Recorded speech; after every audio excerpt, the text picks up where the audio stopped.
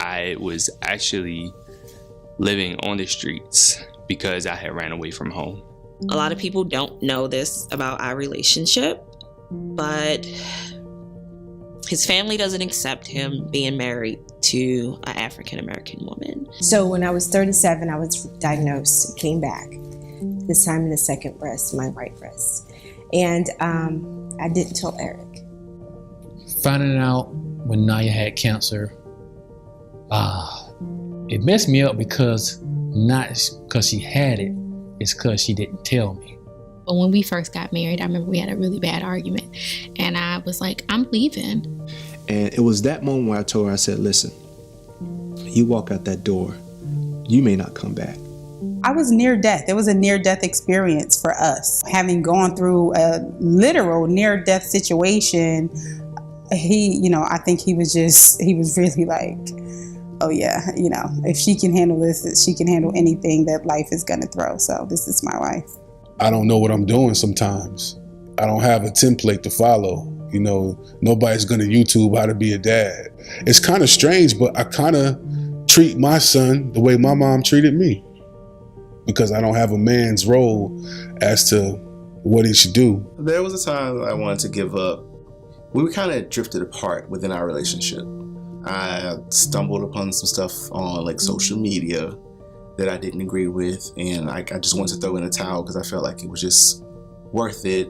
So I knew I came from a family of not so honest men, and I feel like I pulled some of their traits. I did, but I knew I wanted to be a different husband. And she actually suggested the idea for me to move in with her. This was after just being together maybe 2 to 3 months. When we were just friends in the student lounge, she actually dropped a ring that she had. And she was asking people to help her find it. I remember we were just strictly just friends. As a joke, I actually went down on my knee and I pretended to propose to her. And this was 12 years earlier. Her back was turned to me and she was looking at the room. She was Snapchatting and whatnot. And I also said, babe, do you remember what happened here? And he comes directly to me and just kisses me to say hello.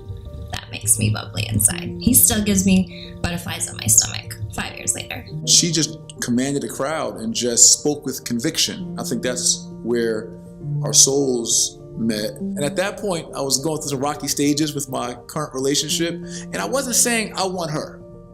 I was saying I need a woman like that. I did say it to myself. I was like, I'd never seen a woman that powerful in person.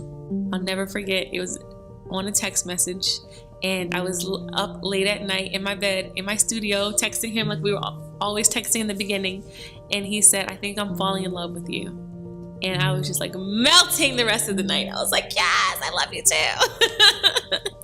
I've actually picked up a dictionary to try to figure this out, to figure out who she is. And unbeknownst to me, there is no word in the dictionary that describes Takora. But I'll settle on all-encompassing. She is everything that I would ask for, would want in a wife, a mother, a friend. I often tell him he's everything. He is kind and loving and generous. Every part of him makes me want to be better. He is the best person I know in this entire world. And I remember waking up one morning and going back to work, and I was like she's not around. In my eyes, he says that everything's okay, but I know that it's not. So I try to be as supportive as I can.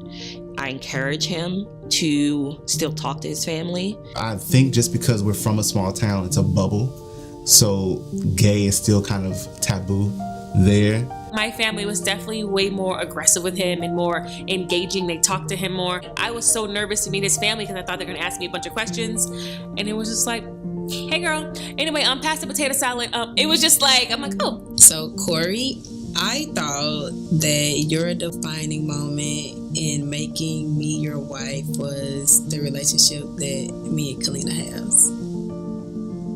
You are correct.